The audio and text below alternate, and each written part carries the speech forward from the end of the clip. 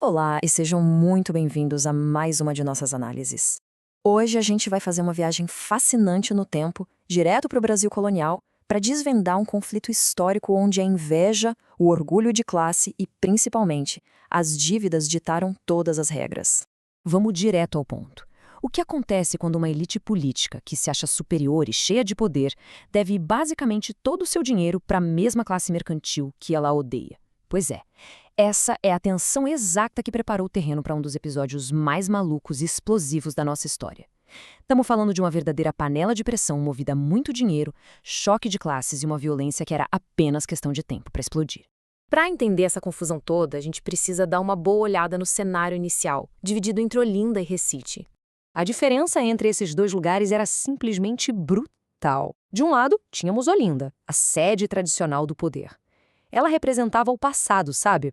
Era habitada pelas famílias mais antigas, aquela nobreza dona dos famosos engenhos de açúcar, mas que já estava fundada em dívidas. Do outro lado, pulsava o Recife, uma área portuária agitadíssima, fervendo de imigrantes recém-chegados de Portugal, acumulando uma verdadeira fortuna por meio do comércio cotidiano. Basicamente, Olinda mantinha o status e o passado, enquanto o Recife detinha o capital e o futuro da economia. E como a gente sabe, a velha guarda não queria ceder o seu espaço de jeito nenhum. A elite de Olinda, os famosos senhores de engenho, estava super acostumada a dominar a Câmara local. E eles usavam isso para aprovar sistematicamente leis que favoreciam a eles mesmos, passando por cima dos comerciantes recifenses, que eram tratados quase como intrusos. O que nos leva para a dinâmica da dívida, que foi a grande raiz do problema.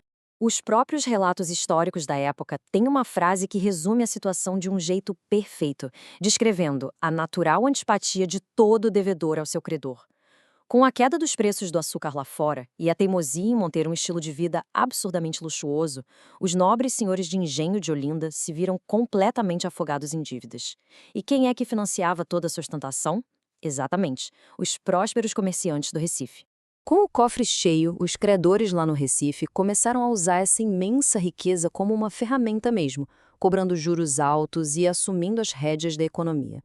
Enquanto isso, do outro lado, os nobres endividados em Olinda morriam de inveja e alimentavam um ressentimento gigantesco por dependerem financeiramente daquelas pessoas que eles consideravam inferiores. E claro, como toda boa panela de pressão, a gente chega ao estopim da revolta. Olha só como as coisas escalaram rápido. Em 1705, a temperatura sobe muito quando os mercadores são simplesmente proibidos de exercer qualquer cargo na Câmara de Olinda. Mas o golpe fatal veio 4 anos depois, em 1709. A coroa portuguesa ouviu os apelos do comércio e decretou Recife como uma vila independente. A velha guarda lá de Olinda percebeu na hora que essa representação política do Recife ia aniquilar o controle histórico que eles tinham sobre a sociedade. E nada, absolutamente nada, irritou mais os olindenses do que a construção física dessa nova fronteira. Erguer o Pelourinho no Recife foi o símbolo definitivo e irrefutável de que eles eram independentes. Era o sinal de que a balança de poder tinha virado, e isso era um desaforo completamente inaceitável para a aristocracia. Isso nos leva ao lado mais humano e um tanto quanto irônico desse embate histórico, a fase dos mascates contra os pés rapados. O ponto crucial aqui é o teso dessas palavras. Ao chamar os ricos comerciantes portugueses de mascates, a nobreza estava usando um termo lá da Ásia, que servia para designar vendilhões de rua, gente que vendia bugiganga. Era uma tentativa desesperada da elite endividada de tirar a dignidade da classe mercantil. Eles queriam ridicularizá-los, tentando colocar o dinheiro abaixo daquele tal sangue nobre. Só que os portugueses não iam ouvir isso calados, não é mesmo? O troco veio rápido. Os comerciantes revidaram chamando a aristocracia de pés rapados. A ironia da situação era total. A elite, completamente falida e devendo até a alma, zombava da suposta falta de classe dos comerciantes, enquanto os comerciantes zombavam do fato de que a nobreza não tinha um tostão no bolso. Com os ânimos exaltados, não tinha mais volta. A guerra estoura. 70 mil cruzados. Para a gente ter uma ideia, esse foi o impressionante fundo de guerra levantado num piscar de olhos entre os lojistas, caixeiros e mercadores do Recife. Tudo isso para financiar uma insurreição armada, comprar munição e sustentar de vez essa autonomia que eles tinham acabado de conquistar. A partir daí, a desordem foi completa e assustadora. Teve até atentado contra líderes políticos alinhados com Recife. O conflito provocou um alistamento em massa na região. Líderes indígenas, milícias locais e batalhões inteiros se dividiram em lados opostos num cerco muito tenso. E o mais curioso é que tanto os olindenses quanto os mascatos portugueses batiam no peito dizendo que estavam pegando em armas em nome do rei. Ambos disputavam de que lado estava a verdadeira justiça colonial. Se a gente olhar para o passo a passo desse colapso, fica claro que qualquer tentativa oficial de colocar panos quentes fracassou de forma retumbante. O bispo chegou a assumir o papel de governador e ofereceu perdão geral para parar o banho de sangue. Mas o abismo entre quem devia e quem cobrava já era grande demais. Os mercadores do Recife, bancando tudo do próprio bolso, puxaram um motim interno e a guerra civil explodiu de uma vez por todas.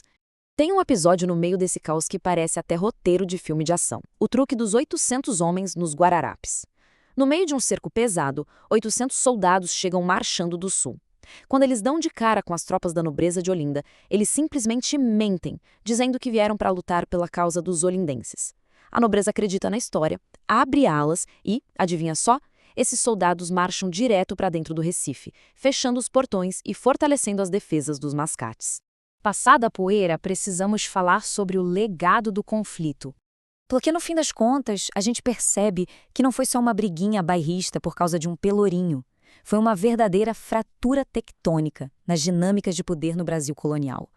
Foi aquele momento exato, decisivo, em que a nobreza e o tradicional direito de nascença tiveram que se curvar à dura e incontestável realidade de quem tinha o capital. E para amarrar tudo isso, fica aqui uma provocação para a gente pensar um pouco.